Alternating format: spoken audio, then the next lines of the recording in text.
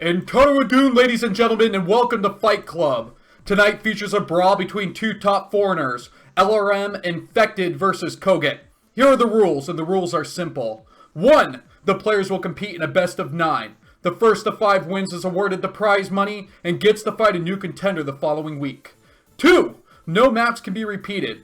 Fight Club's map pool features 4 foreign-made maps and 5 Korean-made maps. 3. After each loss, the loser picks the following map. Now that is all you need to know about Fight Club. Now ready yourselves as your hosts make their introductions. Alright guys, I am BC Dagger along with Flash for the Win. Welcome to Fight Club. It is an honor to be here. Flash for the Win, make yourself welcome. What is up, ladies and gentlemen? Welcome to Fight Club. I think this is what? How many Fight Clubs have there been before in Team Liquid? This is the first one. Oh, wait, this is the first one. Okay, so I think there was Fight Clubs for StarCraft 2, I think, but not for Brood War? Absolutely. There was IPL Fight Club for StarCraft 2 back in 2012, where former StarCraft 1 player Hyun, a Zerg player, went on a 13-week streak in that Fight Club. So yes, a StarCraft 1 dominant player there. And now we're seeing StarCraft 1 will have its own Fight Club, sponsored by myself and in conglomerate with TLNet. So welcome all as you guys come in here. It is again an honor, and we are going to have an amazing TVZ today. It's a best of 9, remember, and as you see here on screen are going to be the 2 favorite players that you will be cheering for. Go ahead and try to pick a side. Yes, as you guys come in, Hyun was so good. He was a mediocre Zerg player in StarCraft 1, but really found his light in StarCraft 2. We got a lot of maps that we're going to be going through if this goes through all 9. So this is going to get pretty exciting, Flash for the win. Yeah, 9 games, Terran versus Zerg. Arguably probably my favorite matchup because of how micro-intensive it is and all the different builders that both players can choose, especially from the Zerg side. I think we both saw how important that was, especially in Flash versus Jaedong in the ASL. So it's definitely gonna be very interested. I have casted Infected games before when he played on Crown and Scepter when they're testing that map. And Koget, I haven't seen him play yet, but I've heard that he's a very dominant Terran force. He switched to Terran about 2 years ago, I think. So interesting to see that happen. But both players, A-level players on Icy Cup, so very, very good players. Yeah, Koget actually was a Zerg player previously, and he found stride. Back in 2010, he was very good on the scene. He actually played in a tournament that consisted of Idra, White Raw, Damaga, and he placed 3rd place after defeating White Raw. So he took a pretty good win, but he was actually conquered by the infamous Idra.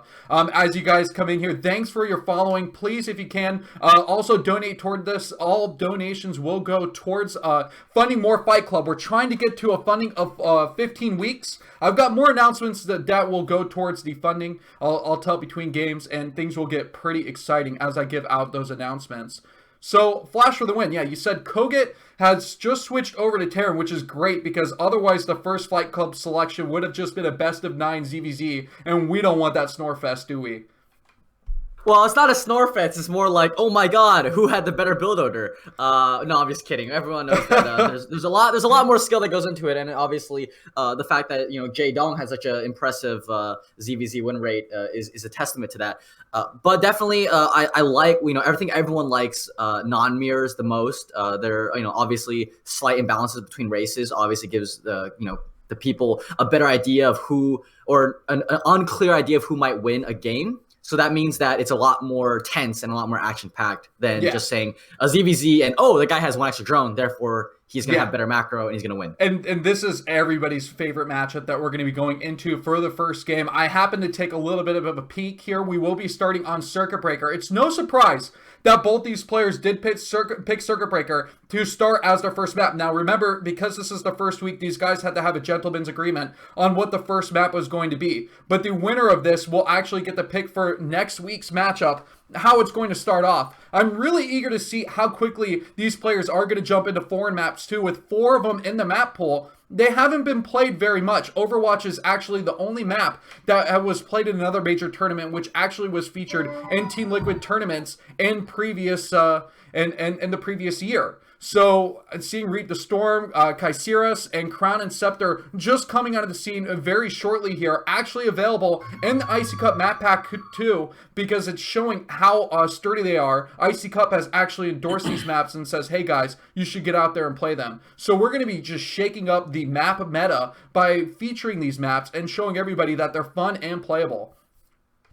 Yeah, I took a look at some of those maps, and I've got to say, 4 map makers have been really stepping up their game. Those maps look very interesting, very intense to play on. And looking at those maps, I want to play on them. And I used to be a helper in the StarCraft 2 map making scene at one point, and just looking at maps is some of my favorite things, because you always can pick out little things. Is there going to be an imbalance here or there, or how every tiny little tile set is gonna impact a matchup? Is that ramp there going to be good for a certain race? Do you need to put something there instead? So maps definitely have changed over time. We've seen that with easier to take naturals and easier to take third bases over time. And the metagames do definitely dictate what maps will be good and what maps won't be. You can't play maps like Python anymore because the naturals are too wide open and the base count's a little too low, for example. Lost Temple's another is essentially the same as Flash for the win. I don't know if you remember this, but in the first ASL, though, there was a matchup between Flash versus C on a newly made map, Overwatch. This is not the one that's going to be played in this tournament. And it's a newly made map, but the problem was the bottom right side had an issue with mineral patches where your SCVs would use their AI like poor pathing to go between the minerals and mine from the back instead of the front, which actually cost see hundreds of minerals by the time he got to a critical portion of the game where he was supposed to be even with Flash. And his frustration, you could see him shaking his face. His frustration literally forced him to tap out early in that game because he was so pissed by the just smallest of imbalances just because of the mineral patches being wrong. So map makers test these thoroughly to make sure that this doesn't happen in these major tournaments these days. Yeah, I think we had a problem with that on the first version of Crown and Scepter. I'm not sure if the version has switched yet, if Cardinal All-In did that, made those adjustments. Yeah, but absolutely. He has updated Crown and Scepter, so we have it in a good, sturdy version here. So let's go ahead and get into the first game. I'm sure everybody's excited to watch this first best of 9 map, and so it's going to be Circuit Breaker. Let's get it ready to rumble, everybody. I hope you're all as hyped as we are. All right, I'm going to go ahead and get this countdown started here. Let's switch over to Scene 13. Guys, Fight Club has just begun. Alrighty, ladies and gentlemen, here we go. Spawning up at the top left-hand position as the red Terran, it is going to be Koget, which means that over here at the top right-hand position as the purple Zerg, it is going to be LRM Infected. Yeah, first thing we see right now is on this 4-player map that Zerg is deciding to scout the longest distance away, going to go for that vertical position down at the bottom right, and so the Overlord will slowly make its path over there. I mean, that's going to be okay because eventually there will be a drone that heads out for a scout to the top left position anyway. Zerg players have it worked out at this point. They know that the slowness of their Overlord is kind of a weakness, and they're not going to be getting any help with patches for those Overlords to speed up. So they're just going to have to deal with an extra drone to scout out all the critical bases. Yeah, I think he sent the Overlord in this direction specifically because he wants to see if the Terran goes for a very fast natural base, and the command center would be the closest location, or at least the natural of the bottom right is closer than the natural of the top left. I think that's why the Overlord is going the direction it's going. Yeah, that's absolutely a really good point. You'll see that on Fighting Spirit too. A lot of players tend to do that also. So just pay attention. It's something that you can't necessarily do on certain maps. So 3-player maps kind of throw a wrench into that too. And it's always fun when you're not seeing like a standard style 4-player map, how the Overlords do scout, because sometimes they kind of dip in the middle a little bit to see, and maybe there's a forward rack, so they want to make sure that there's no cheese positions that are left unscouted. Yeah, interesting to note that Infected here opened up at the Overpool build, and we're just talking about that, you know? It's very possible, especially in the best of 9, the very first game could be cheese to try to get a mental game advantage, and so that's why he probably opened up Overpool. Didn't want to risk opening with the 12 hatch and getting a bunker rushed early on in this series and maybe put a damper on his mentality. But we're going to see here that Koget is sending out his first SCV. He's going to be scouting in the right direction as he's got his first barracks going up as well. And we're going to see the first hatchery, or second hatchery going down at the natural base for Infected. So pretty standard for both players so far. Yeah, and just to, you know, Overpool, when you see it versus Protoss, you think, okay, this is a nice, pretty standard opening. But Overpool here will allow access to these earlier Zerglings. And if Koget doesn't take care, if he doesn't get maybe 2 SCVs here with his first Marine to block this ramp, then he can get into some trouble. So LRM Infected looking to get his early micro on to try and outperform his player in this early game. I love it. I think that LRM Infected really has to try and shake Koget up, because Koget is the higher ranked player here. Coming in, we're looking at A versus A- rankings, and a lot of people really try and nitpick on how that is just such a huge difference. And look at this, we have the bunker coming down in the natural base, a very safe opening here for Koget.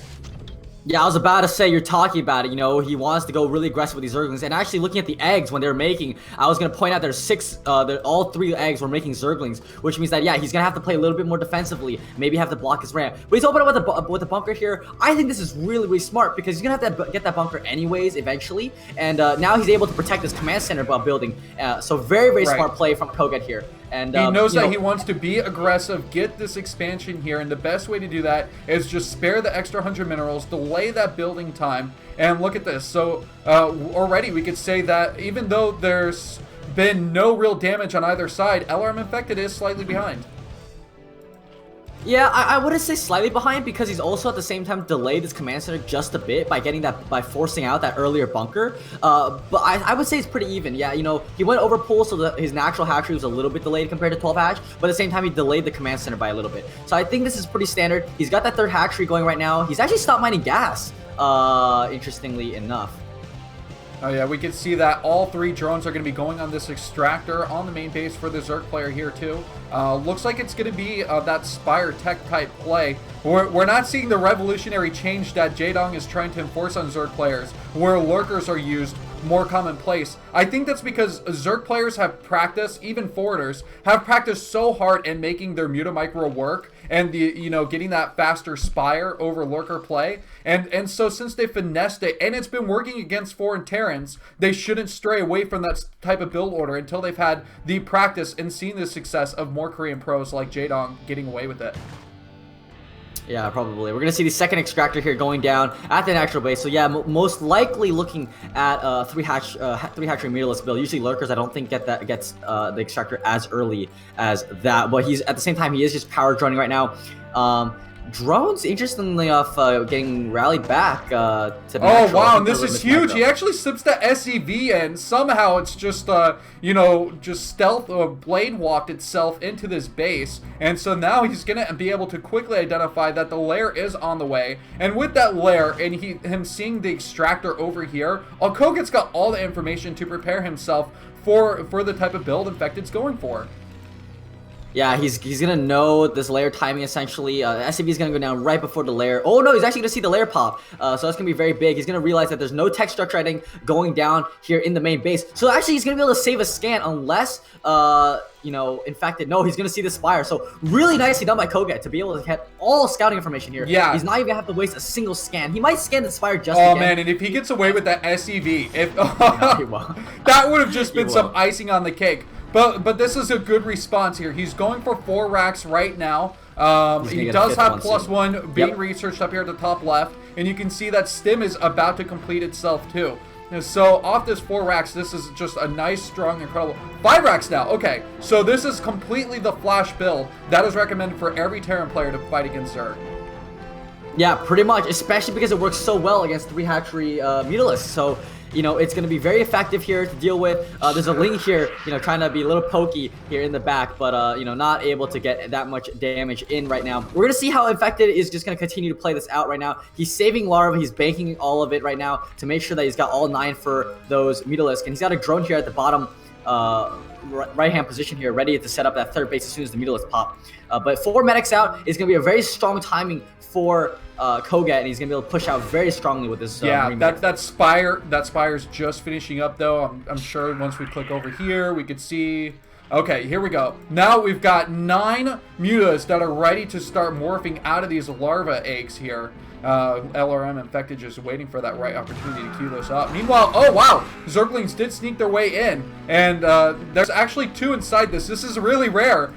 Generally, just because of the natural macro coming out of 5 racks, these Zerglings die off pretty quickly here. But LRM Infected being a nuisance, that's not going to stop Koget though. Koget's still moving out. He's got his medics at the forefront. He wants to sacrifice the ladies. Ladies first, right? Always.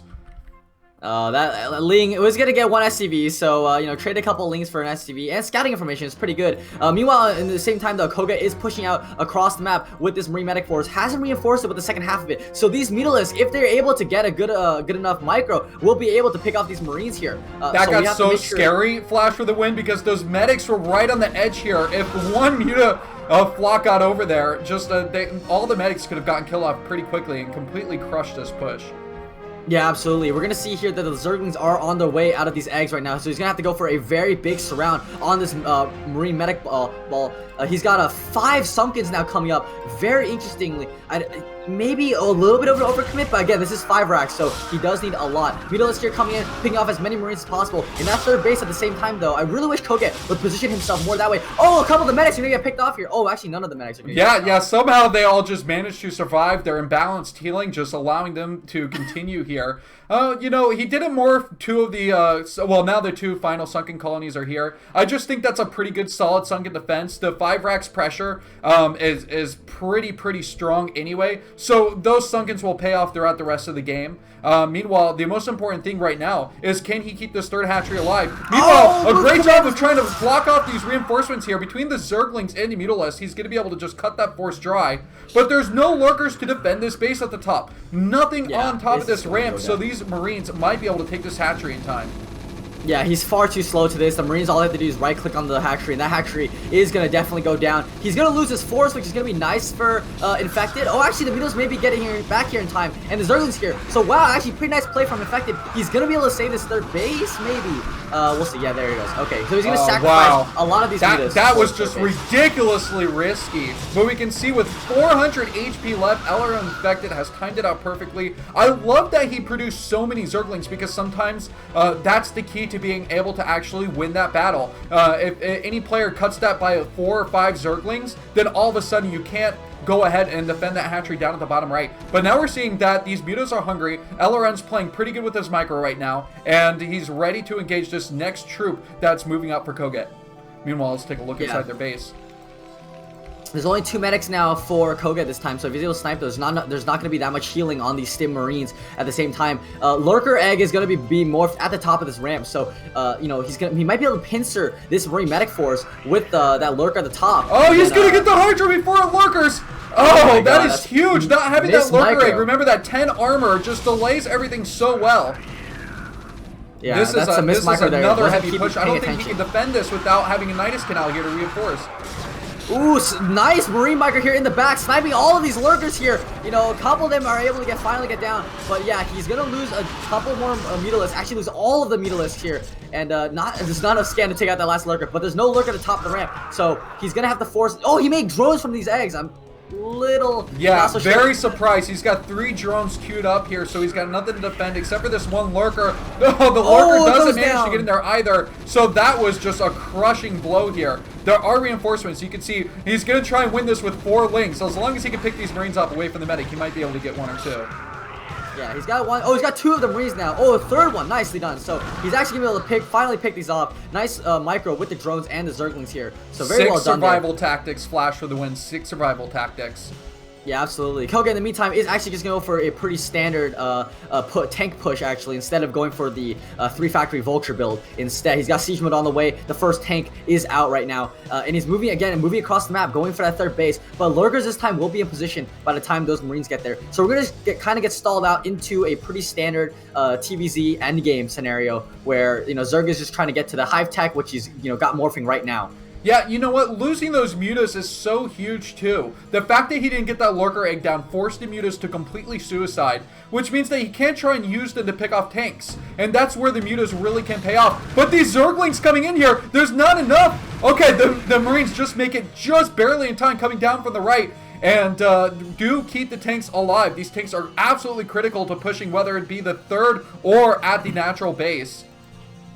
Oh, these Overlords a little bit out of position here. Maybe the Marines will snipe them. But no, the Marines are just going to run up here. Yeah, no, he sees them. He sees them, and he does push them over. He doesn't even stim completely to take out the Overlords. Saves up that precious medic energy. Meanwhile, there is a little bit of a battle outside the natural here, too. Just these frustrating units that are picking off reinforcements by Koget. Great job target firing these lurkers. Wow, 3 lurkers. It's almost like I'm seeing Flash versus Sulky over again. I don't know if you remember that game where Flash just microed his Marines perfectly against lurkers and not losing a single one and picking off like 6 of Sulky's lurkers here. But here comes the lurker pincer from the backhand side. The lurkers here are going to go down. The Marines have gone on top of the ramp. There's no more scans though, so that 1 lurker is still going to be left over. But these Marines are going to go for a lot of these drone kills, and a lot of these drones are going down. Wow, yeah, so he's going to get way too many drones. This is going to be really bad for Infected's economy. And so even though he's got a good amount of lurkers, he doesn't have the economy right now to just switch and go on the offensive. Meanwhile, there's been a double expansion, and no longer is scan going to be a problem either, because with the addition of those 2 command centers, we're going to see that Koget's economy is just going to start to topple. Yeah, Hatchery does go down now, and Koget in the meantime has double expanded. We're going to see factories now start to be added. Yep, there's the first factory being added here by Koget. So yeah, you know, he went for tanks first just so he could break that ramp with lurkers, and now he's going to transition into that mech switch. He's getting mine research right now. He's starting to get vultures out, and yeah, you know, he's in a really good position right now. There's no 3rd base coming up for Infected anywhere on the map, not even at the 3 o'clock expansion. He's gonna have to remake that base over there at the bottom right if he wants to stay in this game in terms of economy. Yeah. Zerg can stay on 2 bases for a decent amount of time, but his Defiler Man's late. Consume just started, by the way. This is going to be so tough, though, Flash, for the win, because he's already got 2 Science Vessels out. They've got the Irradiate level energy to come in here and start dwindling down those lurkers without taking damage. But because he has this addition of scans now, he can come in there, focus on Micro. There's not a lot of units to overwhelm the Terran player. So he can focus very easily against every unit he's going to be combating. Look how long it took to take down that lurker egg. He goes ahead and cancels the rest of those eggs, knowing he's going to end up losing them all. Koget is in a pretty fine position. He's got 1-1 on his units, by the way. And you can see, Infected calls it. GG! Game number 1 going to go to Koget. Well played by Koget. Really nicely done, using those Marines very effectively, and really nice micro from him to pick off all of those lurker eggs, essentially, and really good build, going for a tank push instead of just the standard kind of Vulture mines instead. Yeah, absolutely. Okay, we're going to prepare for the next game. Guys, this is going to be a quick and non-commercial break. We'll be right back.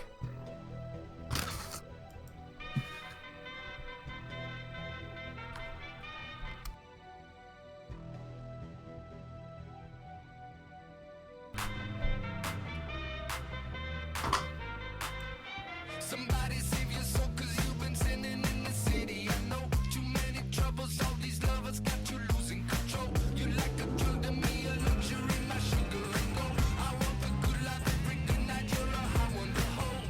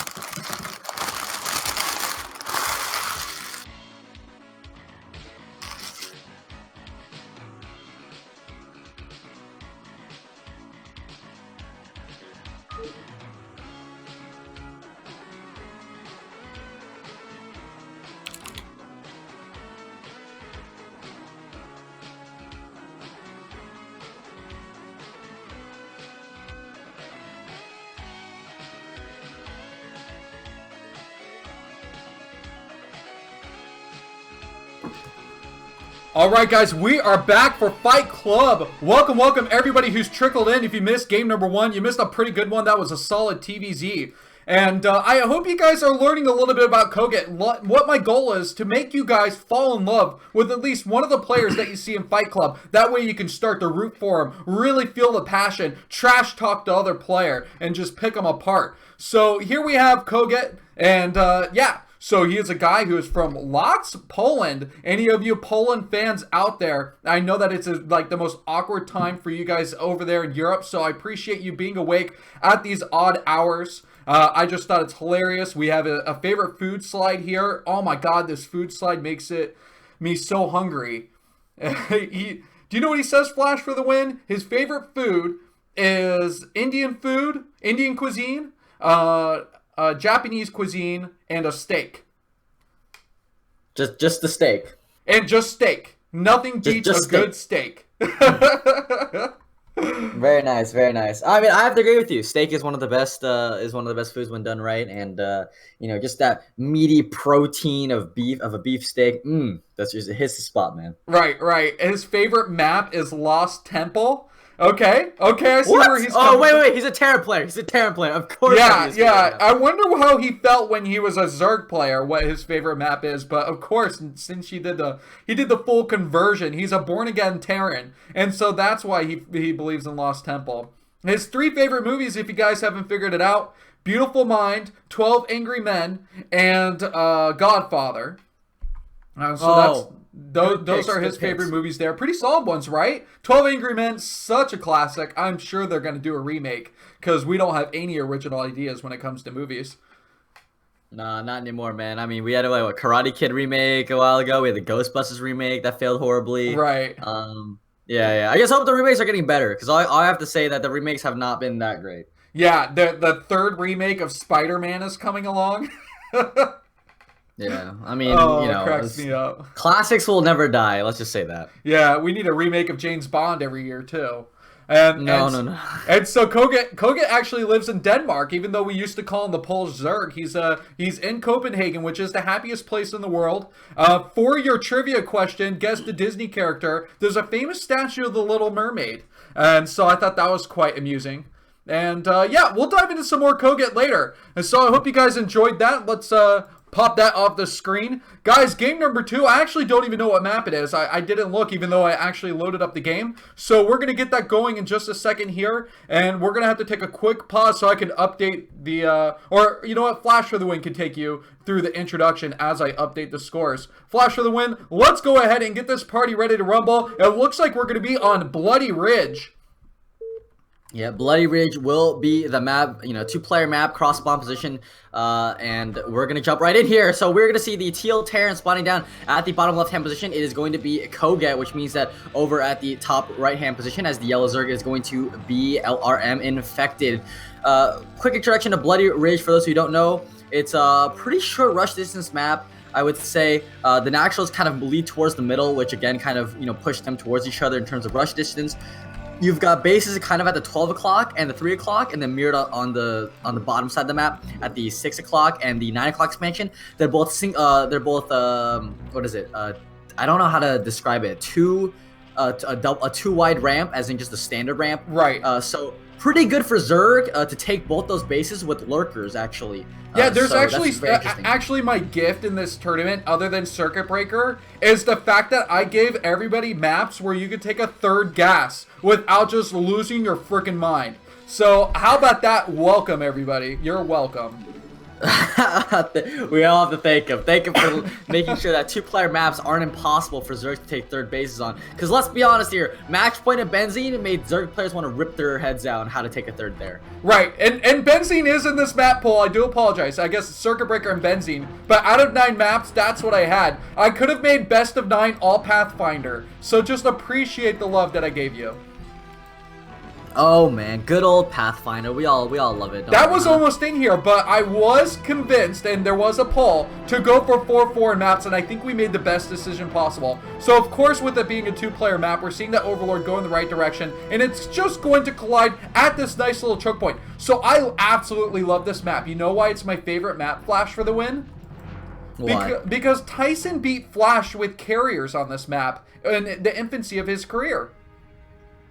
Wow. So this is like the only map where this is like the only game where Flash actually lost the carries, because Flash never loses the carries. Let's be honest here. Yeah, no, he is broken good, and after that he buckled down and went on a record-breaking win streak against Protoss players.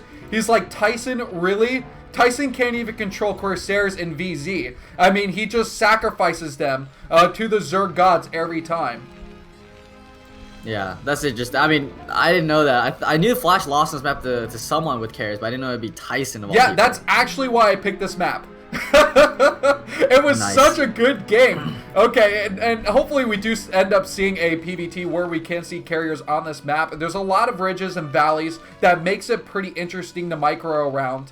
And okay, here we have that camping overlord, the tentacle friend that's just going to be keeping an eye on this natural command center as it does get constructed here. But everything's still looking really normal for Koget, who does have the first win of Fight Club. Yep, Koget is leading 1-0 here, so gonna be interesting to see how it goes. We're not gonna see fast gas here from Koget. We're gonna see instead of fast secondary barracks. So we're probably just gonna see either a 2 or 3 racks academy play with the delayed +1 build on this map. And on this map is actually probably I want to say a little bit smarter, because you don't really have a lot of room to run around with a massive army that you do with the +1 5 racks build. So now, only just now is Koget really getting a full scout out, you know, and seeing exactly what Infected is going for. But I want to point out that both players chose to go very economical this game. Getting the faster natural hatchery, not just pumping Zerglings out right away and using that larva for drones. And we're seeing that there wasn't a bunker at this natural space. So because this is such a, you know, kind of tight choke point at the natural base, even though there's not the high ground advantage, Koget decides that he's going to go ahead, be bold, and take this command center without spending an extra 100 minerals on a bunker first. Yeah, absolutely. I mean, I think it's because he saw the 12 hatchery first build, and so he's like, oh, I don't really need a bunker at that point anyways, or at least anymore. This SCV has not seen the layer yet, so he doesn't know the layer timing at this point, but I think he probably realizes the layer is most definitely going on at the natural hatchery instead. Alright, look at this group of Zerglings. So, in my opinion, every time I do my weekly dagger show and I have to cast ZVTs, I see a lot of Zerg players lose when they build less than 8 Zerglings. And I don't know why, but that's such like a critical number to me, that 8 Zerglings is just a nice early force to kind of control the field. Because if you play against aggressive Terran players, let's say like Mind, you'll see him come out with like 4 early Marines without medics and suddenly get a couple drone kills at the natural base. And so 8 Zerglings really allows the Zerg player to carry themselves towards the mute attack. Yeah, I agree. 8 Zerglings are really good for the early game, because essentially what they do is you don't have to put up an early sunken if you're only going to make like 2 or 4, and these Zerglings are going to be very useful later on in the game anyways, because of the fact that you're going to have them for surrounds on the early Marine medic balls anyways. So, you know, getting those early Zerglings out, yeah, it kind of hurts your drone production in the very, very beginning of the game, but after that, they pretty much pay for themselves. Right. And I love that he's sending this one Marine just further ahead as kind of the I spy you Zerglings. This Bioforce is coming across, though, pretty strong here, because he's added in 2 Fire Bats. And hopefully he can kind of take advantage of a situation here. But no, there's 2 Sunkens that are finished up. I think that Infected is dealing with this adequately. And he's going to lose the 2 Fire Bats. Wow. Flash for the win. Yeah, Infected's playing pretty solid.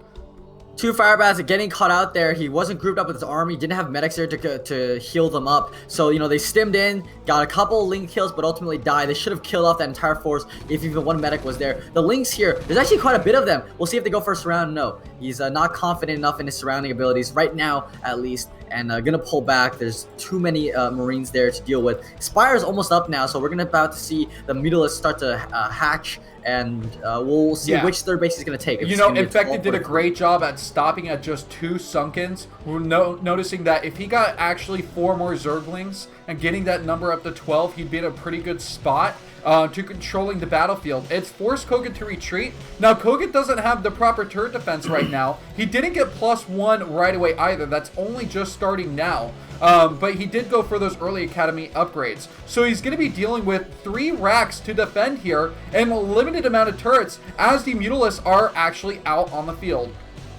Actually, Zergling's here going to be able to pick off an SCV, building these turrets, so these turrets are going to be a little bit more delayed. So nice job there from Infected. The Mutalisks are already coming out now, so these turrets are just about to finish here.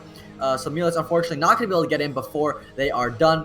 And yeah, but this is the problem. Like, you know, one of the drawbacks of doing the three racks early academy build is that you're not gonna really have as many Marines to deal with this, which means you're forced to make a lot of these turrets here. Flash for the win. I want you to look at that Overlord in the natural base that actually can't be seen by those turrets because of its pixel perfect position on top of the cliff too. I think that's just absolutely hilarious how even though you can clearly see it, the turrets can't hit it. Yeah, LRM Effect is actually going up to a decent amount of Mutalisks. He's actually got 12. He's got one extra than the necessary 11 here. But he's getting a decent amount of kills here on the middle line of the Terran player. Koget's actually, you know, kind of a little bit panicky. He's got 3 SCVs queued up, which is a little bit bad. He's got a starport going on right now. Oh, look at that, and he got some links inside the natural base to help pick off these turrets here too. And so that's going to be great because with only one turret to defend, good micro can actually take on that turret pretty well here. If we see anybody with the proper micro drills here, they should be able to take out that turret, and he does. So LRM Infected actually playing really, really well with his mutas.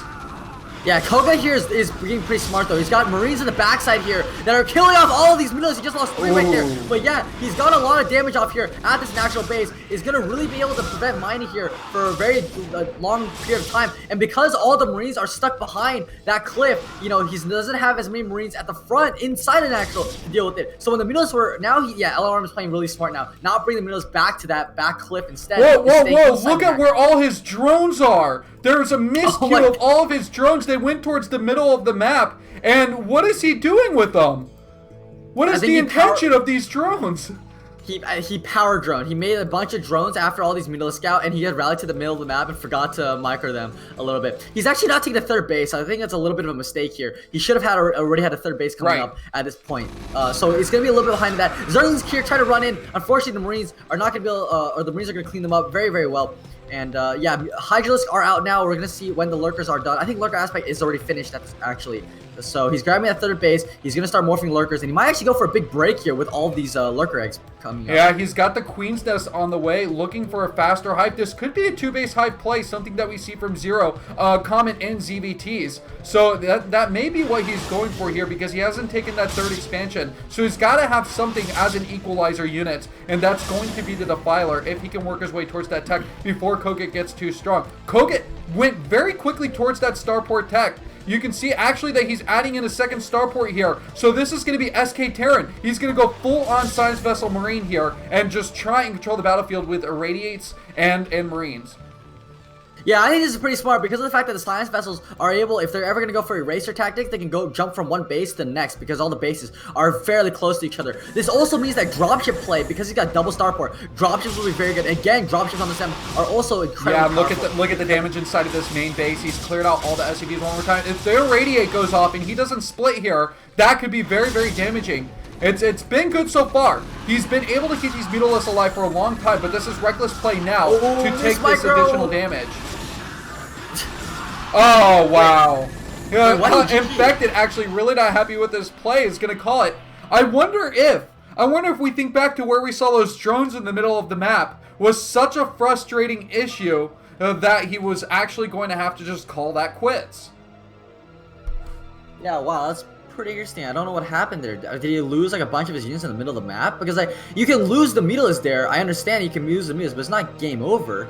Maybe I guess he just I guess just not happy with his play. I mean, his third wasn't even coming up at that point and everything, and yeah, I don't know. Everything ended up being so well delayed here. Let me go ahead and update that score while we're on the score screen here, and we've seen Koget. He's already taking a 2-0 lead. This is gonna get bad, you know. It's a best of 9, but if he gets up to like a 3-0 lead, that's really strong and hard to overcome. Oh, July Zerg in the chat saying we missed 10 Lurkers dying in the middle of that. That's probably why, you know, he stopped microing those mutas. He was too busy worrying about those Lurkers. So yeah, never mind. Then Koget, at that point, if you pick off 10 Lurkers in the middle of the map for free and lose all your mutas, yeah, at that point, it's too hard to come back at that point. Oh, look, I got DC'd. Hold on, guys. Real quick. We're gonna go back and look at that real quick. Joining the game. Yeah, let's go back. Okay. Let's see. Let me get it. Let me get it loaded up. We wanna do a recap here. Sorry, guys. You wanna do the fast forward? You know what the problem is? Flash for the Win and I have spent so many games casting other people with observers that we tend to focus on comment on things, and the problem is that we gotta cover all of our bases at the same time. You know, I'm focusing on the mutas clearing out these SCVs, and all the lurkers got killed off. So yeah, I don't actually cast off replay, so I'm not very good with the observers and keeping track of everything. Yeah, you know, it's really funny. Yesterday we were practicing for this cast, though, and I brought up a ZVT of Zero versus Mind, and Flash for the Win actually casted times 16 speed himself. It was amazing. It was absolutely amazing. I lost my voice, I think, at the end of that. Look at this. At times 16, this Overlord is like at shit speed. This is appalling. This is broken Overlord speed. Why are they so slow? Oh my god, that feels times 16 Overlord moves slower than a normal Overlord with a speed upgrade. Right. A slow Zergling would be dancing around this Overlord at times 16 speed. How hilarious! Clearly, we need a buff. Blizzard, start patching this game. Honestly, I wouldn't mind if they buffed the Overlord speed by like a tiny bit. But the problem is that if you do that, it buffs the lurker drop, like slow Overlord drop play just a little bit. But it doesn't really matter to me if they do that. Right. I feel really like this isn't properly doing times 16. I mean, we should be getting through minutes way quicker than this. Yeah, I'm not sure. Maybe it's something with the with online replays. Yeah, but like a multi-viewer lag type situation here. Oh well, this wasn't that long of a game. We'll be getting through it very shortly here. Thank you all for coming in. We're rewatching this replay here because we want to watch the battle in the middle. We want to understand what actually happened with LR Infected's lurkers. They were all right here. Like we actually saw them on stream. Flash for the Win. Like I was looking at them, and then all of a sudden we just focused away, and Koget went in and just massacred because he pressed the tear and win button. At any point you can press the tear and win button, and then this game is pretty easy for you. Yeah. Oh, someone says let's set the high latency here. You know, everybody's just way too smart for us. Options and network. High latency. Okay, go for it. Oh, there we go. Now it's a lot faster. Oh man, you guys are too smart for us. Yeah, they really are. Guys, we don't do this. We don't do this. Let's just... I've literally been just casting this game for years now. My BNet abilities are appalling. I'm just waiting for the hat. Oh, wait, the drones are coming. The drones are coming. Okay, let's slow down. Let's slow down. Here, we'll put it on times 4 drones. Oh no! Where are the drones going? The drone dance in the middle. Someone gift that. All right. And actually, it's funny. The drones were actually rallying, I think, to the front of the base, but because the Lings were blocking the choke, it actually forced them to dance around. They all would have ran into the Terran base had he not had those Lings blocking. Oh my god. That was wonderful. You know, that's where like maps like Electric Circuit also have like weird pathing where you actually have to babysit your workers. Okay, so here are the key lurkers here. Someone said 16 lurkers. 16 lurkers. So 6. We have 6 in the counter here. No, well, it's I'm like... sure that was just an over-exaggeration. Yeah, it's an over-exaggeration. There's 7 lurker eggs being made right now. There's none at home, I don't think. Alright, alright. So here's the fault. Here's the fault. I'm gonna pause here. I was down here looking at these as they came in here and massacred these SCVs. And really, the interesting fact was over here. Okay, so speed up a little bit more. We're going to go at times 2 speed. All right. Slow down. Here it goes. Okay, so the lurkers are finished now. Right. Oh, okay, so they're moving across this terrible choke point where they can't even position themselves effectively against these Marines. Oh, they just walk in! He the scare goes down anyway. Oh my god, yeah, no wonder. Yeah, that's game. Oy vey. Oy vey. Oh my goodness. Yeah, that's gonna lose you a game very quickly. Alright guys, there'll be a quicker break because we want to get the game number 3. So let us show you how you actually play one of the races in this quick video here. And I'm gonna call this tips and tricks All right, let's play some fun music here and keep things going. We'll be right back.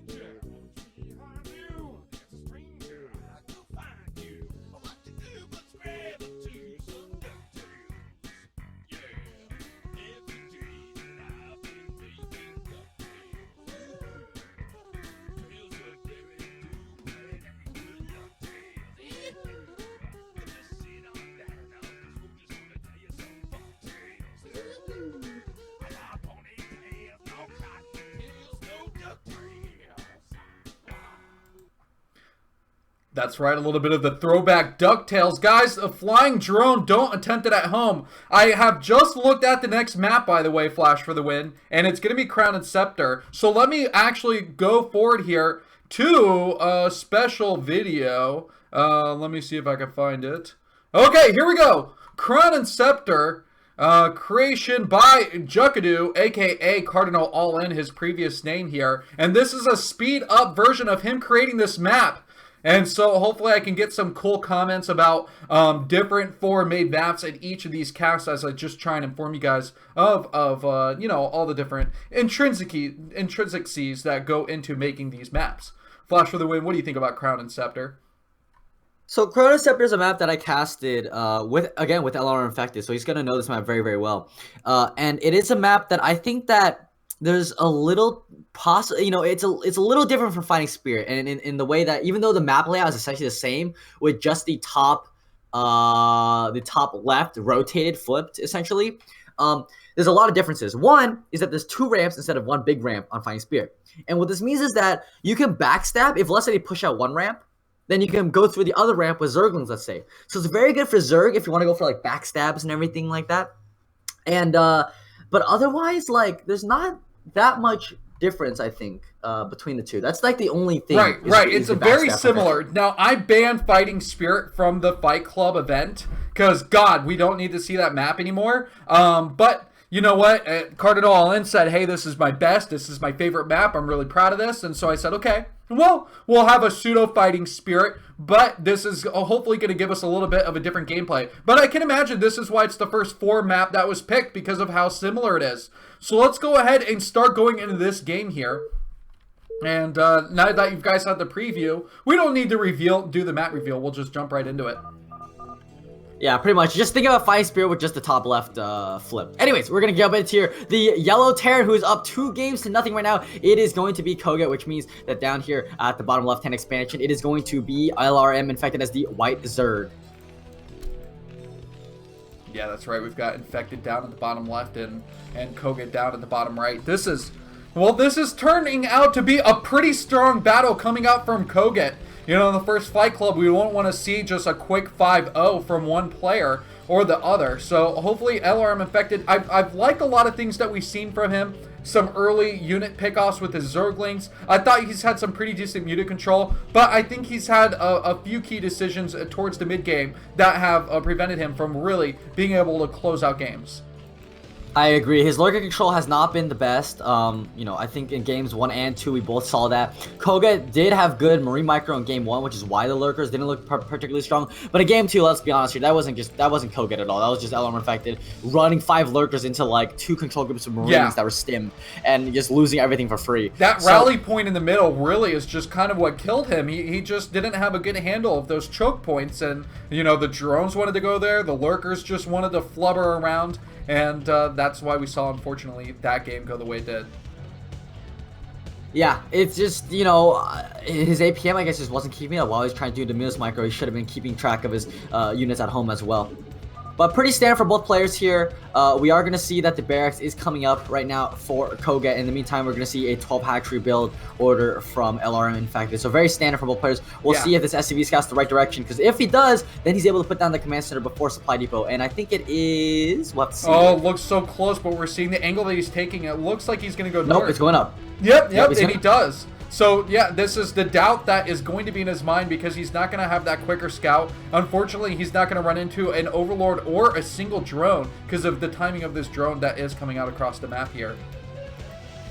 Yep, absolutely. He will know the spawn position as soon as the drone comes in, though. I'm pretty sure he's going to be able to conclude that it is down at the bottom left. He's actually sending out a second SCV. Very interesting. I don't typically see Terrans do this that often, but I guess he really wanted to scout it out. We'll see if he brings the SCV back home. Nope, he's just gonna make sure. Because sometimes the Zerg will scout cross map with this drone, by the way. So I think that's why he just wants to be sure that this top left hand is not where Infected is. A little bit of a lag spike here, but we're seeing that drone was just trying to be brave and take down the barracks, but this Marine is going to just chase it out of the screen. Goes down. Yeah, unfortunately, because Zerg players drone. do like to get that drone back. It really helps them out. Losing that drone is a little bit of a big deal. Yep. They're actually now going up for Infected at the same time, and the command center is now coming up for Koget. So he's going to bring that SCV all the way back, very long distance, very long travel time, cross map all the way back. That's right. Okay, so without a bunker again, we're seeing that this command center is going down. Koget is just going for everything standard. This is looking exactly how he has done in all of his other games. I'm surprised that neither player is really trying to go for a heavy cheese in any of these games. Really kind of a gentleman style Fight Club to start this off. Yeah, I would have loved to see, because this is a Fight Club, man. You gotta punch the other guy in the face, sucker punch him, and then smack him in the groin or something like that, and make him start crying on the floor. Like, is that what you do, Flash, for the win? When you fight, you just run around smacking each other in the groin? I mean, whatever gets him on the ground, man. I mean, it works. So you're dirty, man. You're dirty. Gentlemen's Fight Club. Wear your tuxedo and punch them in the face like a real man. This SCV is not long for this world. He's got 5 HP left, and it's about to go down once the Zerglings are able to catch up. And there's this round, and oh my God! If he got that SCV away, it would have been immortal. Should have stayed alive for the rest of the game. We see the lair is going to be on the way. It's standard play again. The extractors should be a follow-up here at the natural base, unless we're finally going to see lurker play coming out from Infected. Yeah, it's what it looks like right now. Oh, never mind. As I say that, the drone goes over there to make the extractor. So never mind. We're probably just going to see another standard. Well, we don't know. Sometimes they do get the secondary extractor for the lurkers, but generally not this early.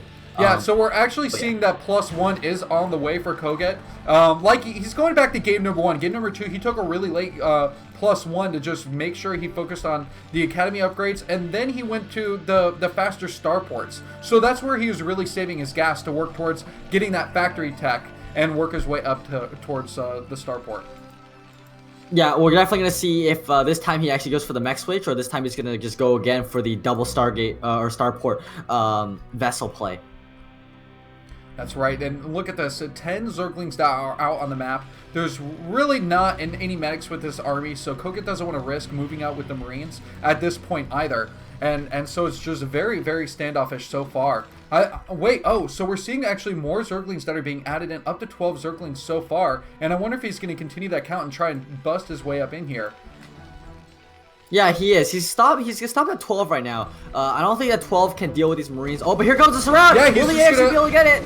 He's going to go for it regardless. And actually, somehow the Marines are splitting themselves up nice enough here behind these SCVs to take out all of the Zerglings. Yeah, this is actually really bad, because you want those Zerglings later on to deal with the units pushing across in tangent with the Mutalist. Losing those 12 Zerglings is going to force him to either build a lot more Sunkens or build more Zerglings to be able to deal with the Bioforce that's going to come out, especially since this is 5 racks. So the follow-up is going to be a lot of units very quickly. Not enough Marines killed off, so I think Infected committed too hard, losing all of those Zerglings. So Koget scanned the Spire, so he's gonna know what's coming up. So you know, Hero actually did this quite often back in the day when he was very strong. I don't know if you remember when he went on a tear. I think he went on a 12-game ZVT win streak, and I think I covered that pretty well. And I did a lot of analysis on this. You sacrifice Lings early on to make sure that your opponent won't have as many Marines as he will when he goes to the push. Like right now, think about it. Koget should be at about, right now he's at about 8 Marines. He should be at about like, I don't know how many he lost. 14, I think. At least I think he lost more than 4. I think he lost more than 4. So he should be at like 16 Marines right now. So add 6 Marines to this, and this force looks way scarier than just 10 right now, right? Right now, he should be pushing across the map and pressuring the Zerg. But instead, because he lost those Marines, he's unable to really push as strongly and as confidently across the map comparatively to when he had those. So it's on top of that, he actually hasn't invested anything in building turrets out here too. So he has to dedicate his Bioforces at home because he doesn't have those stacked defenses. Oh, loses the meter. A bad micro from Infected. But yeah, that's what I'm saying. Like, you give and take. You give up those early Lings, so that means you can't really do a big surround in the mid game. But at the same time, you're forcing your opponent to sit more in his base and build turrets. In a 5 racks, when you push out with really hard with these forces, you don't generally actually make turrets behind it because you're forcing the Zerg to commit to defending his bases.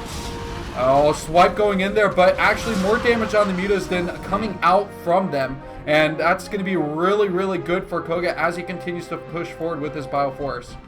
Yeah, Koget's already got that +1, already done on his Marines. These are very strong Marines against Mutos. Oh my god, Mutos Micro is not on point for Infected right now. There's no medics there, so if his Micro was good, he actually could have maybe taken out the majority of those Marines separated from the medic pack.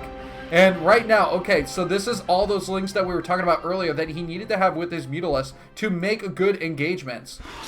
Yeah, he's going to go for a backstab here. He's going to try to force Koget to bring back all of his troops that are right now are in the middle of the map, going after that 3rd base right now. And we'll see if the Zerglings will go for, a backstab. But there is a bunker out right now. But here comes the Marines. There's too many Marines now, I think, for this backstab to really be as efficient. But he's going to go for it. He's going to commit. Here comes the Mutas. The Marines are going to target fire the one of the Mutas here. I like that they stim back towards the bunker, too, and take home defense. Now, what Koget just did is draw infected units all the way towards the natural base. And this time, unlike game number 1, we're not going to see him recover in time to defend this hatchery. There's just way too many Marines here. He's taken out a drone already, and it looks like the 3rd base is going to end up going down. And in fact, it's not even going to bother trying to defend it. Yeah, he's actually going to lose his 2 overloads as well. He's actually pretty big because now he's going to be supply blocked for a period of time right now. Right now he's at 52 out of 52. So he loses a hatchery. He lost 2 overloads, which means he can't build lurkers right now. That's actually really big. Think about it that way. He's got hikers, but he can't build any lurkers anymore. But he's got Mutalists. They're trying to come in here to attack this natural, but there's 5 racks, and yeah, he's just going to identify that this is way too strong a production again. Infected taps out. Already down 3 games. This is looking really bad for our Zerg player here. Yeah, absolutely. Poor Mito Micro allowed Koget to really take advantage, even though, he didn't really have a big enough Bioforce initially to push out across the map. But he's like, well, there's nothing else to defend because he just lost like 3 or 4 Mutalists to poor Micro. Of course he can push now. And, LR Infected not going for the defensive play of defending. He tried to go for an all-in backstab. It didn't work because there's a good bunker placement. And, he's down 3 games, 0-3. So I don't know how he's going to bounce back. Yep.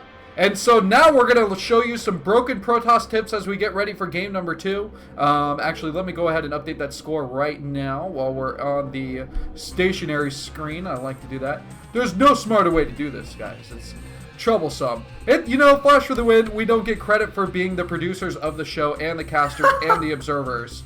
Yeah, we need to hire someone for that. Oh, yeah, we do. We do. And I'm on one monitor. I've got 17 windows up.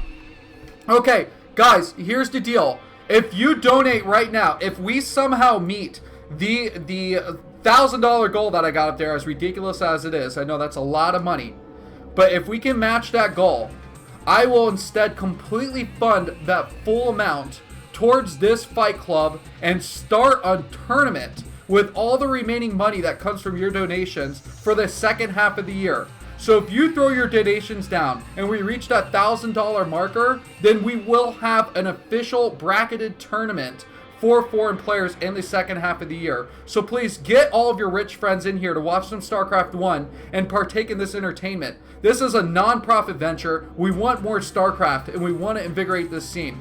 So meanwhile, we're going to scare people with what you can do as a Protoss player. Enjoy.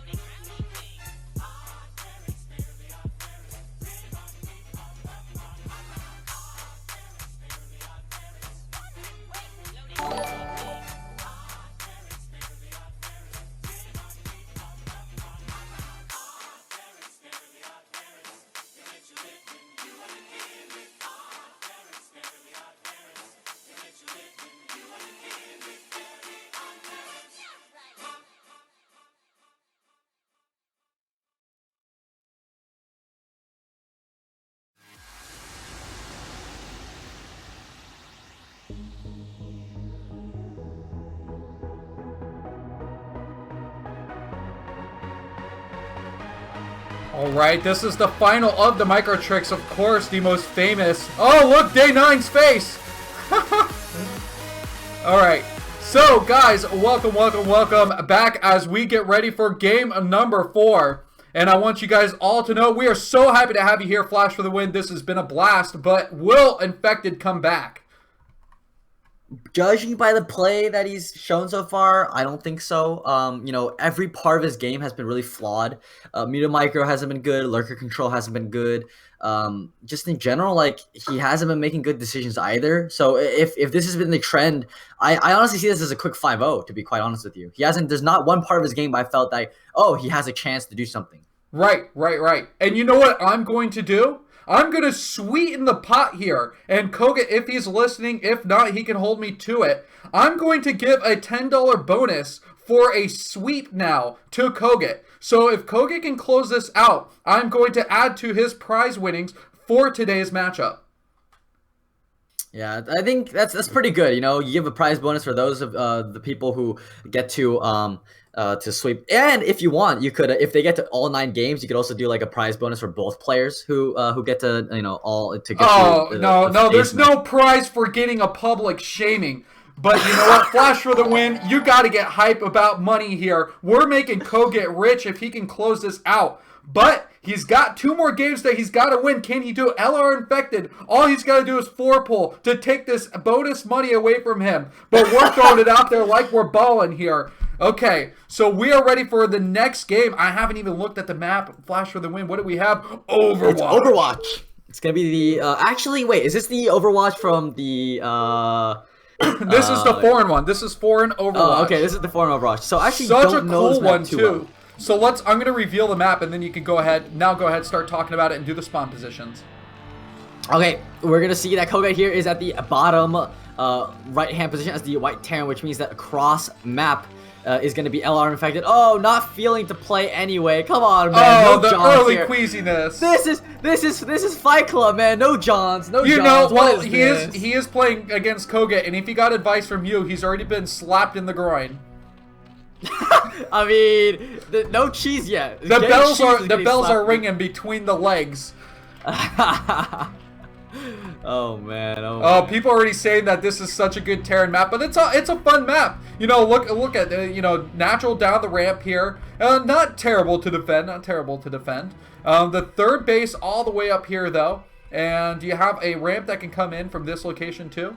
It's kind of I don't know what map you can actually relate this to. It's such a unique design. It's got these high ground paths that kind of split out the middle of the map too. There's a lot of mining bases that you could take also. This if I were to say like the base layout, I guess it's kind of like I was gonna say Monte Cristo, but not really. I mean, I guess the corner bases are kind of like Monte Cristo, but the rest of the map isn't really like that. Anyways, we're gonna see a very early scout in here. I think he really wanted to scout this in case he went for a 4-pull on a 2-player map. Just in case. But yeah, we're gonna see here that it's gonna be a 14. Actually, this is a really smart scout. He knows that it's gonna be a 12 hash build, or it's just gonna be 12 pull instead. But this SCV is gonna drop down an engineering bay here to block and deny. I love it. That slight delay in the mind games coming in here. We're finally seeing Koget just kind of pull at the stops. He already knows that his opponent isn't feeling well, as he said earlier in the game. It's really funny. I don't remember who it was. Correct me if I'm wrong. It might be Hero. But there's this player, a Korean player, says that he actually cheeses when he's feeling confident because he feels like that's the way to go. And when he's not feeling confident against a player, he actually goes for normal builds. And I thought that's so backwards from most standard people. Yeah, I mean, usually, well, I mean, I don't know, yeah, because Jaedong cheeses when he's behind, and also if he's like just feels like YOLOing. But I like to cheese when I'm not confident in my play. I think I'm gonna lose this to this guy in a standard straight up game. But we'll see how this one goes. Actually, again, like, oh my god, Koget's so smart with this early SCV scout. Denying this 12 hatchery with this engineering bay, forcing this the extra base to be put up here at 12 o'clock rather than natural base. And this SCV is still in here, just being super annoying. It's at 5 HP, so he's probably gonna have to just run back home now at this point. Oh man, and eventually this engineering bay will go down. This is the slowest. Imagine spitting on a building until it dies. Flash for the win. Have you ever spit on anything until it died? No. I guess maybe insects, but not really. What back did when I was, you like, a little find? kid. You found a roach and you just kept spitting on it. Die, roach, die. Well, no, I mean it's like you know, like when you're on the playground and stuff like that. I don't know, like whatever, dude. Anyways, we're gonna see that this, it's gonna get 3 bases here, pretty early on. But Koget is playing very aggressively. He's got the academy coming up. He's got the 2 racks. He's gonna go for a very aggressive build here. That's gonna try to punish the fact that he did take 2 bases instead of just the 1 here. So yeah, I love it. I love the early I do greediness, too. really, by taking this 3rd hatchery. I think that this needs to happen. Everything needs to be different for LRM Infected to be able to take a win. I know, but again, like, you know, Koget's build here and his strategy was so intelligent because of the fact that he forced his opponent. Oh, trying to God. get the rim. Losing Oh those my God. Zerglings there, too. Not getting up the ramp. I honestly- very unfortunate. I honestly expected Infected after he lost his 2 lings to just pull Idra and just GG and leave. Ah, but that's what I was expecting, too. honestly, like, if his mentality is that in the gutter at this point, that's something I'm expecting. Listen. Hydroden, though, is Hydroden, so it's gonna be fast lurkers. You know what Fight Club was almost? I almost made Fight Club an entire series around Julia and have Zerg unfavorable maps, best of 9, so I could watch Julia just rage against all his opponents. Well, I mean... My favorite you Zerg already- player, by the way, is Julia. Just, I gotta put that out there. He's like the Idra of these days. Well, he's got, oh my God, there's an overload right there. If you were to snipe it, that'd be pretty funny. But these, ooh, these leads are gonna be able to pick up this firebat maybe. There's 2 firebats, never mind. Yeah, they're gonna have to do the disco dance here if they really want to kill them off. But nope, not going to get either of them. Losing 2 lings in the process and this tiny push here without a sunken being finished. Oh no, Infected. He might be a little bit late here responding to this. Yeah, he definitely will be, especially with this firebat. This is game over, honestly, at this point. There's Yeah, there's this nothing is to looking pretty defend. quick, and Yeah, it's Infected GG. caps out. GG one more time. Oh my God. Down 4. Wow. Oh, will Koget get that bonus gold? Wow, the bonus gold is right in his pocket, just 1 game away. Can Infected turn this around? People warned me about the differences between A and A-, and Koget's just saying, you know, I whooped White Raw. I fought Idra in the bowels of StarCraft back in 2010. So, I mean, it is on right now. Hold on. Guys, hey, in the chat, no political talk. We're only here for StarCraft talk. Oh my goodness. Get that stuff out of here, man. You guys can go talk about that on your Facebook feeds or whatever. Right. If I will start banning people if you guys aren't talking about Brood War. in The chat. only thing I'll accept is if you say Infected needs to build a better wall against Koget. or if the Terror player is starting to build like Turtle like Flash is playing and he's building that big supply depot wall against Protoss, you're allowed to say that. But that's the or only if there's part you're allowed like, to say. or if there's a Doom drop by Infected, but then it's completely shut down, then we could say that there was a ban on Zerg inside of Koget's base. Or if the drop succeeds, you can say that they got it. I don't know. Oh my God. Alright, we've lost our minds. We're gonna play some music and show you some broken Terran tips. Here we go.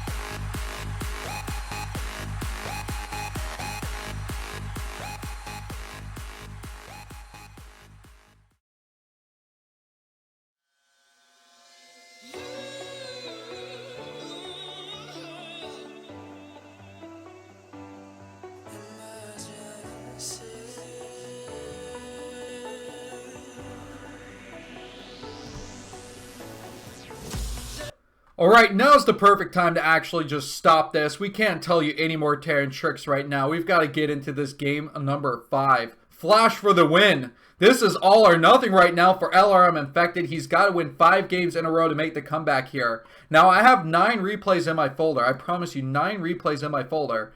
And I don't know if he's going to turn this around or not. What are you thinking? It's gonna be interesting. It's possible that they play just 9 games even after losing. Like, it's possible if you got 5-0, they play 4 extra games, or they just send in fake replays to make sure that all 9 games were there, so no spoilers. But we'll have to see, man. We'll have to see. I don't think so. I honestly don't think he can pull this back from a reverse sweep. I think it's just gonna be a 5-0. Oh man, oh man. And you know what better map than Sniper Ridge to be able to make that happen here. This 5-0. Here we go. Alright, Koget fighting for that extra prize money here. And you know what? Sniper Ridge is a Blizzard banned map. Yeah, I think it is because of the image in the middle. I won't say what it is. Yeah, because of this lucky charm that just you know, manifests itself throughout this map. Why did we go? We had to bring this map out right after I told people no more politics top. And we had to bring this map you know what? out. But Blizzard politics is the best politics. This was banned in StarCraft 2 because of the swastika-like symbol in this map, but it was based off of a Korean map from Pro League days. We're above all that, guys. That's all cool. And Stardom, I modded him up so he can just throw the banhammer down as need be now. Okay, so now you can see that this 4-player map is just beautiful as ever. And let's get that removed. We'll announce these positions, please, Flash, for the win. Absolutely. Spawning up here at the top left-hand position is going to be the blue Terran Koget, which means that here, spawning... Oh! In fact, it switched to Protoss this game! Whoa! Spawning down here at the bottom left-hand position as the Protoss, it is going to be LRM Infected. You know, he's playing into the bylaws here. I actually have no restriction on him switching his race into Protoss. So, I am completely okay with this. This is well within the rule limits. Yeah, the rule of 5 Club is there are no rules, man. You can, like... I think you said, Flash like, for the win! Flash for the win! Let's not give them ideas. You guys figure it out. But oh, look at this! Look at this beautiful throw. I'm just saying there are no rules. So oh man, we had a long discussion. Flash for the win and I had a long discussion about how Fight Club was going to be refereed here, and yeah. Okay, so we've got the barracks coming out on the high ground here for Koget. And I'm assuming he knows that his opponent is Protoss, unless it was random. Yeah, no, he went gas very early. So yeah, he knows it's Protoss. It's Protoss. That's right. That's right. There are chat rules, by the way. Good God, everybody, you're just ready to be in trouble.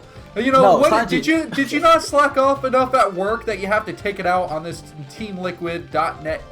Yeah, guys, come on. We're gamers here. We're not politicians. We're gamers. No one is going to pull a Destiny if anyone knows who he is. He's been talking a lot of politics and stuff, and I love him for it, but he's a gamer. You're a gamer. Like, you know, just stick to games. Oh, man. All right, come on. Come on, guys. Look at this. We've got the Cybernetics core coming down. The pylon south of the Nexus. Oh, no, the probe got in. And, yeah. He was trying so hard to block the probe, and then he gets and then the probe leaves. The probe's like, that's all I needed. That's all I needed. I'm chasing you down. We're on the hunt. We're going to play some taser tag, and the SCV is running away.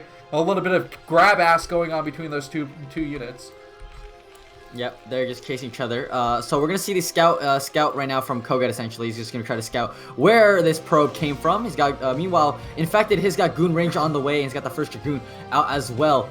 He's, actually pulled SCVs off gas a little later than expected, so I'm not sure what he's going to do with it. Maybe just forgot to pull SCVs off gas, but oh well, regardless, he's just going to be going probably for just standard FD build. Yeah, absolutely here, and we're seeing that the Dragoon is making its way out across the map. This SCV, obviously not finding out where the Protoss player is just quite yet here. Yep, so definitely. This is 2 gate before expansion here too. And, you know, just kind of an odd play, but I think more Protoss players 2 gate before expand when they are nervous. about their opponent, and they think that their opponent is better. At least that's what I was told when I started playing StarCraft. Everybody told me, go 1 gate expand unless you think your opponent is better than you. And so then they said, actually, you should 2 gate every time because everyone's better than you, BC Dagger. Yeah, but SCV is gonna go down to these 2 Dragoons. Flash for the win. Sad. You are, man. You are. Actually, it's very interesting. He didn't go for mines first out of this machine shop. He's actually not getting any research from it yet. He instead went engineering bay, which I'm a little bit curious about. Usually, if you go for mines first, you don't need such an early engineering bay because of the fact that mines will be able to deal with DTs instead. And you don't really need that much defense against Reavers early on, I don't think, because Reavers don't get pop out this early as well. Yeah, but instead, I mean, we're not seeing the DTs as the play right now. This is a Robo that's coming up here too. So everything coming out of Infected is not really standard for a Protoss player to go for a long macro Oh, never game. mind. It's a siege expand. Never mind. I was gonna say like I was weird, but yeah, I realized it's actually a siege expand. He's actually got a second tank on the way as well. So never mind about getting mines first. Yeah, this is a pretty conservative opening that we're seeing from Terran. We've got to switch our mindsets, Flash, for the win. We were expecting to talk about ZVT for this entire best of 9, but now we're seeing that we have to bust out our TVP knowledge. Absolutely. First turret is now going down here at this natural base. He's probably going to put one in the main just in case of Reaver drops later on. But he's got a decent amount of Dragoons right now, 5, and these tanks are not in the best position. If you were to run in here with these goons, he might be able to snipe one. But I think he wants to play really conservative, doesn't want to make aggressive plays here because he doesn't think he's confident in his play. At least that's what I think. He's probably not very confident. I would actually like to see him pushing that engineering bay even further out, try and get maybe a little bit of vision towards that ridge, but instead it's going to just clog off this choke point. Tanks are there. I love that he put the turret up right away too at his natural base, because he knows that is absolutely the most important thing. At this point, he could lose to DTs if they had come in and that turret wasn't finished. So he was trying to avoid that. But the SCV isn't out here to scout. There's no scans available right now. So Koget doesn't know how late this Nexus is.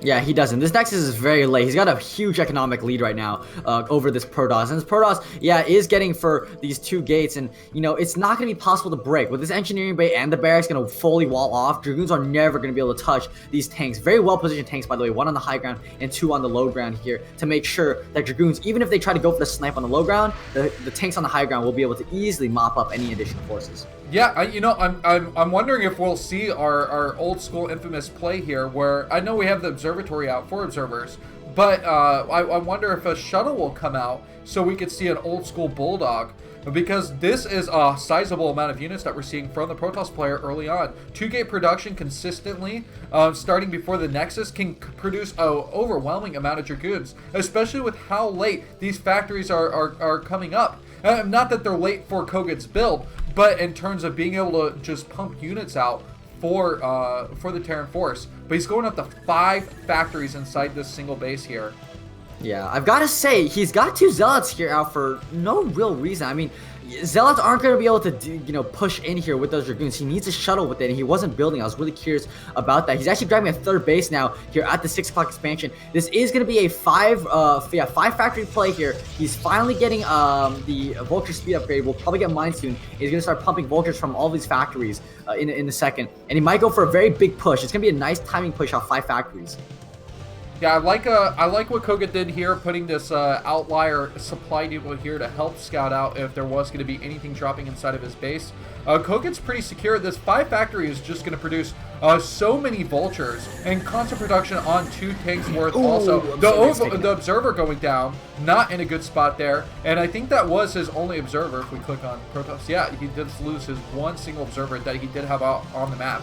Slow Observers do take a while to actually traverse terrain too. So Koget's actually got a fantastic ring of turrets here. If you notice the 3 turrets here positioned, no observer can really get through them without immediately dying to them. So these 5 factories are very secure. And here comes the unsiege, and here comes the big push off of these 5 factories, which are going to be continuing to reinforce with massive amounts of Vultures. These Dragoons on the high ground, though, will have a very good miss percentage chance. But with the siege mode here, they will be able to see the Dragoons, and he's going to be forced off of this ramp. Yeah, Infected is going to be pushed back here. He's going to have to figure out how many many factories there are. With that observer being killed off, he didn't get the necessary scouting information. So how much does he actually commit to mining at this third base? He can't do a lot if Karen decides to be aggressive, because he's got to put everything into this, the defense of this push. It's really important that he matches the right amount of units so he can trade between economy and production very, very effectively against what is going to be very scary coming out from Koget.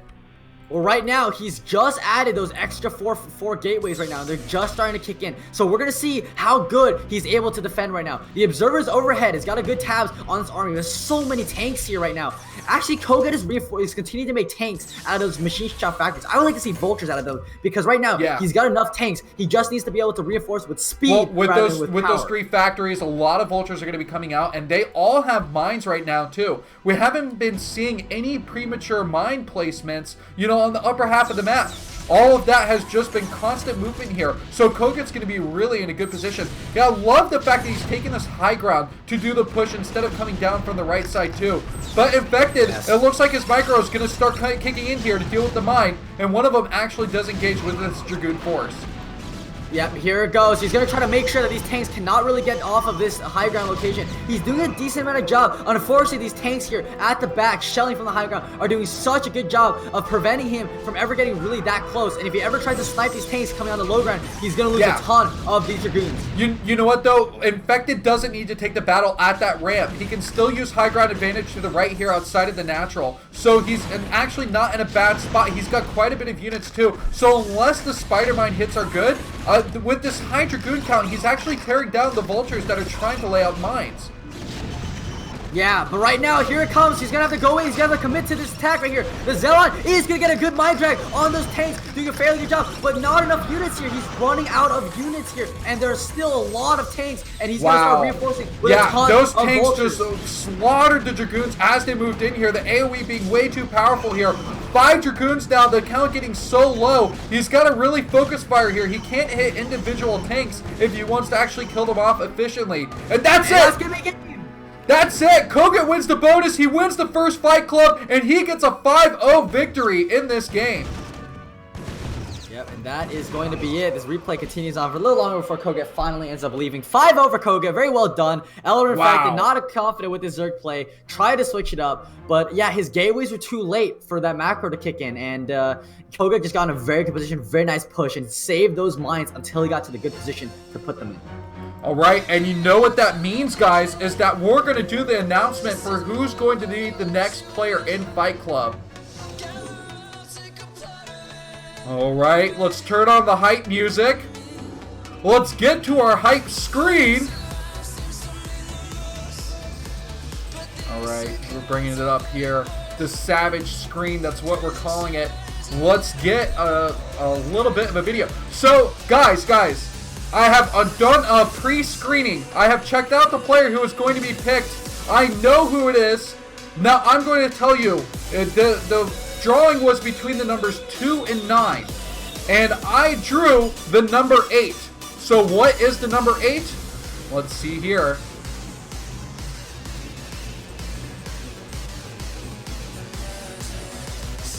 Alright.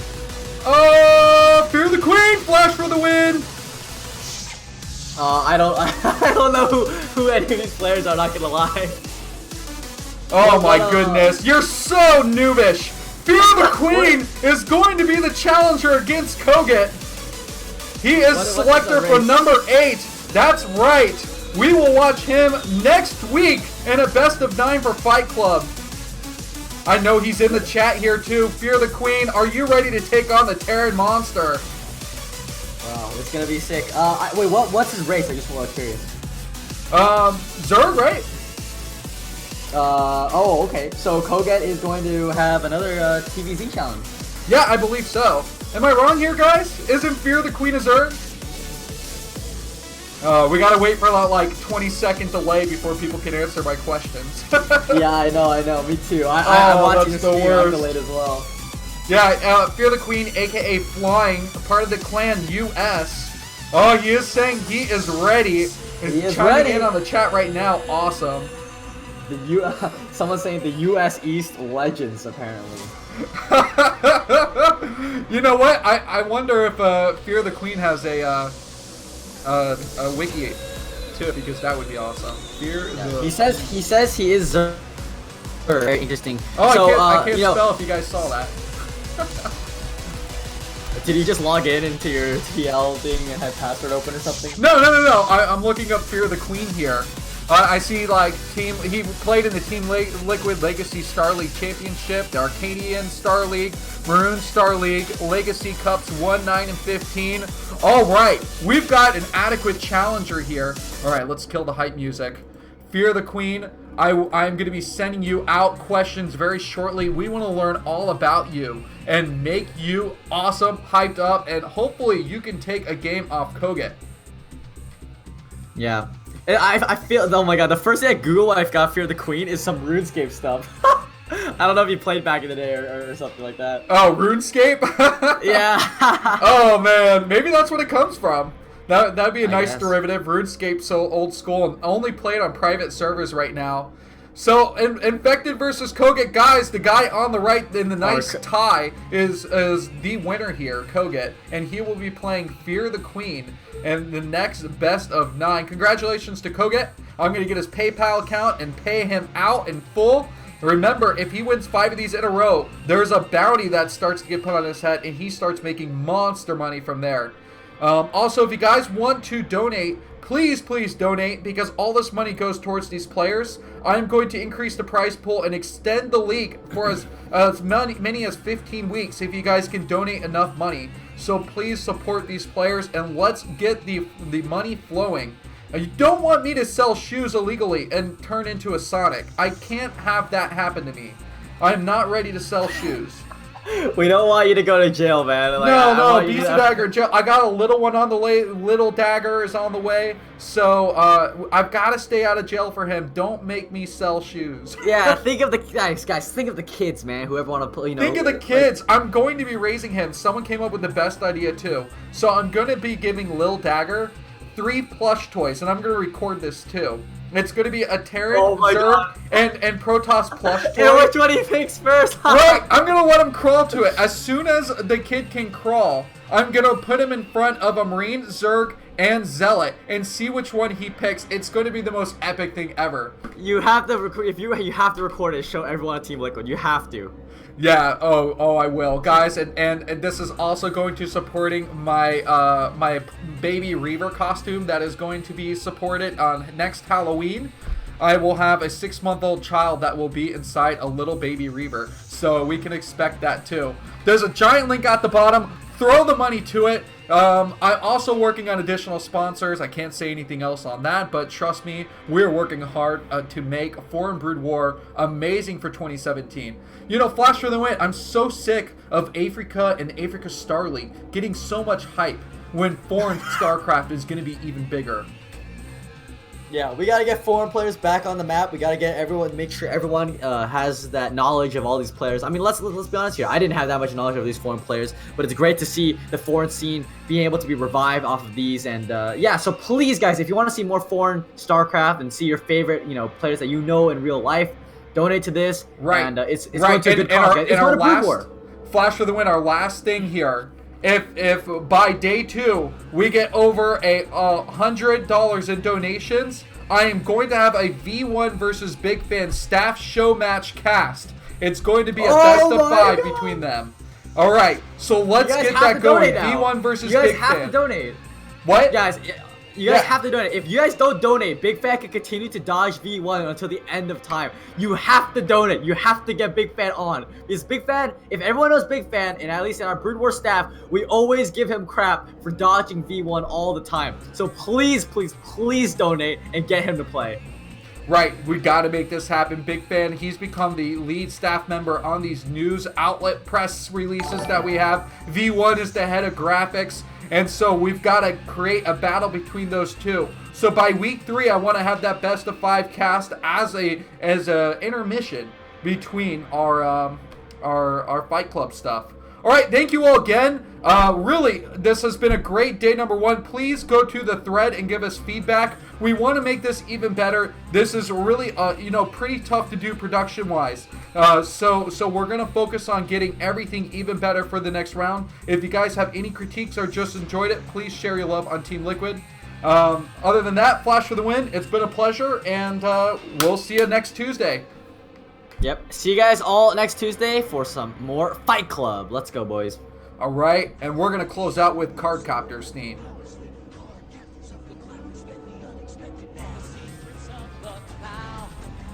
We're all a mystery.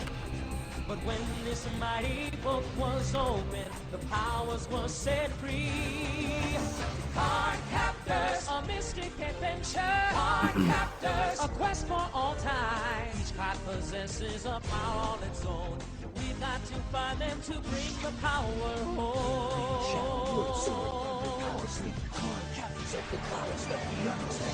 Card captors, a mystic adventure. Card captors, a quest for all time. Card captors, card captors.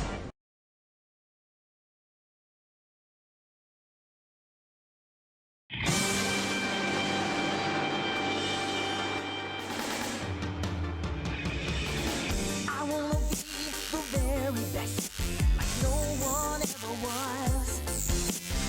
To catch them is my real test.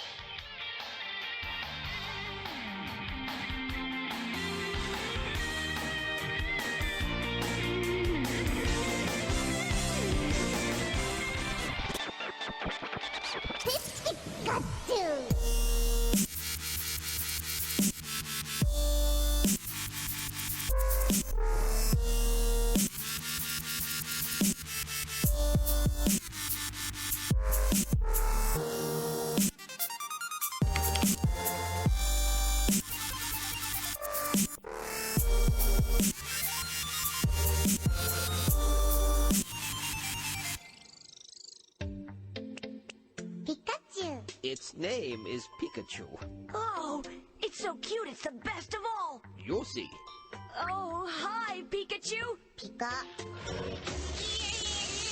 It's also known as Electric Mouse. It's usually shy, but can sometimes have an electrifying personality. Pikachu.